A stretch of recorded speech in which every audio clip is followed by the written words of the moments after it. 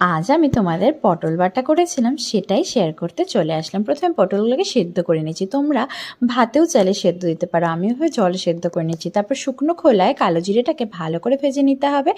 এরপরই কড়াইতে অল্প একটু সামান্য তেল দিয়ে এর মধ্যে পটলগুলোকে একটু কোনোরকমভাবে ভাজা করে নেব, যাতে এটা একটু এপিটোপিট মোটামুটি ভাজা হয়ে যায়। এরপর এটাকে ভাজা হলে নামিয়ে নেব। আর পরিমাণ মতো নুনও দিয়েছিলাম এর মধ্যে। আর এদিকে বিলাতি ধনিয়া যে দেখতে পাচ্ছ, জানি না তোমরা এটাকে কী বলো, আমরা বলি বিলাতি ধনিয়া, বিলাতি ধনিয়াও দিয়ে দেবো। আর দিয়ে দিয়েছিলাম পেঁয়াজ কুচি আর পরিমাণ মতো লঙ্কা কুচি, তোমরা যে অনুযায়ী ঝাল খাও সেই অনুযায়ী দেবে। তারপর এটাকে আমি মিক্সার গ্রাইন্ডারে গ্রাইন্ড করে নিয়েছি, তোমরা চাইলে শিলনোড়াও বাটতে পারো, আর টেস্টটা আরও দ্বিগুণ হবে।